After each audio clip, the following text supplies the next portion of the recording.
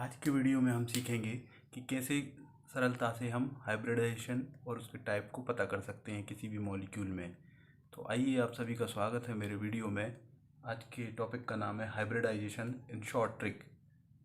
तो सबसे पहले हाइब्रिडाइजेशन जानने के लिए यदि किसी भी मॉलिक्यूल के कुल valency electron, total valency electron का सम 8 या 8 से कम आता है तो उसमें हम 2 का भाग देते हैं, और यदि 8 से अधिक आता है तो उसमें हम 8 का भाग देते हैं, और जो भी आंसर प्राप्त होता है वो हाइब्रिडाइजेशन का टाइप होता है। सपोज आपका आंसर 2 आया तो sp हाइब्रिडाइजेशन होगा, 3 आया तो sp2 हाइब्रिडाइजेशन होगा, 4 आया तो sp3 हाइब्रिडाइजेशन होगा, एंड सो ऑन।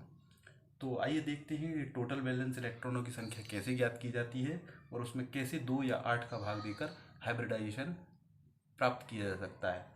तो उदाहरण के लिए पहले कुछ मॉलिक्यूल लिखे हुए हैं H2O, NH3, CO2 and CH4। तो आइए देखते हैं H2O में कैसे हम हाइब्रिडाइजेशन पता कर सकते हैं in easy term short trick में।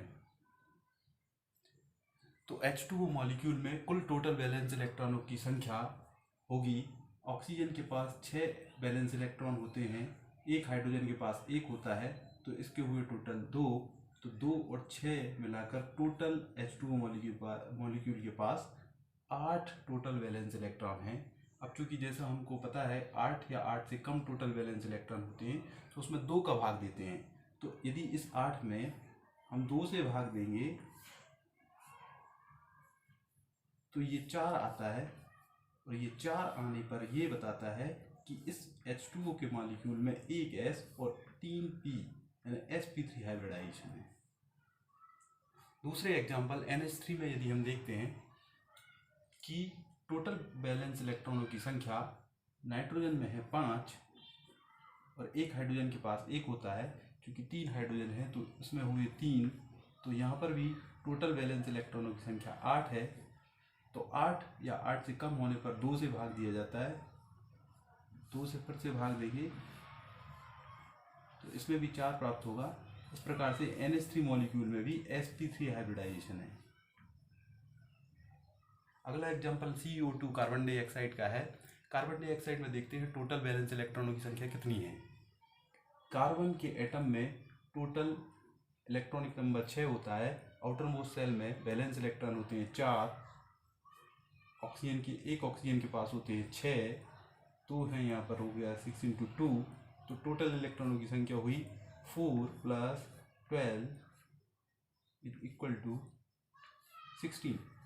अब ये 16 8 से अधिक है, तो 8 से अधिक होने पर, जैसा कि हमने बताया था, 8 से अधिक होने पर टोटल वैलेंस इलेक्ट्रॉनों की संख्या में 8 से ही हम भाग देंगे, तो हमारा आंसर 8 को हम 16 में जब भाग देते हैं तो ये 2 प्राप्त होता है।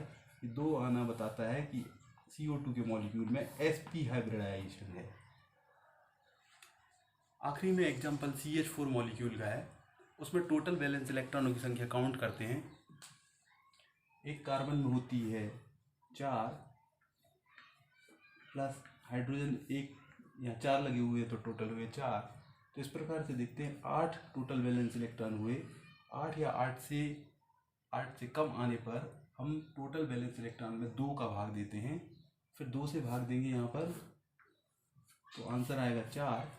ये 4 शो करता है, उसमें एक S है और 3 P ऑर्बिटल हैं। इस प्रकार से sp3 हाइब्रिडाइजेशन है CH4 मॉलिक्यूल में।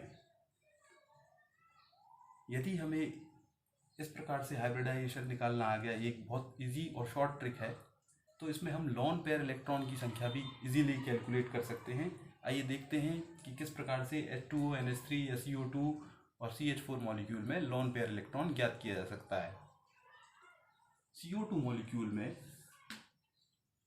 जब हमने total valence electron 8 find out किए थे, तो इसमें 2 का भाग देने पर 4 आया था। तो इस संख्या 4 में से यदि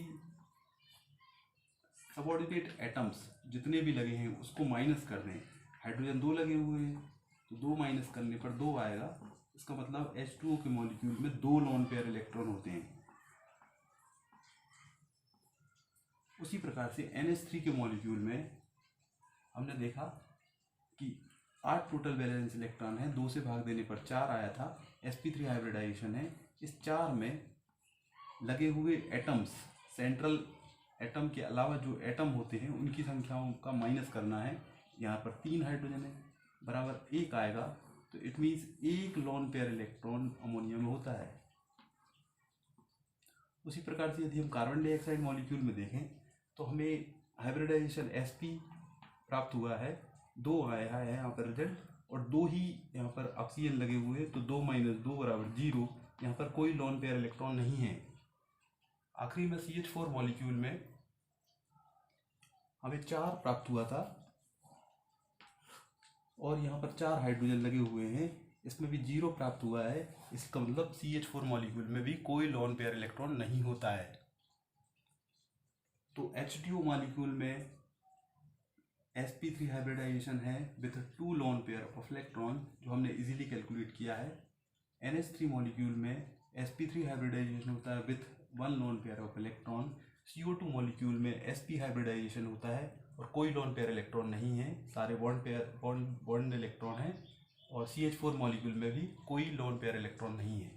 तो इस प्रकार से हम इजी ट्रिक से पता कर सकते हैं कि टोटल बैलेंस इलेक्ट्रॉन यदि 8 या 8 से कम है तो उसमें 2 का भाग दें, जो आंसर होगा वो आपका हाइब्रिडाइजेशन का टाइप होगा।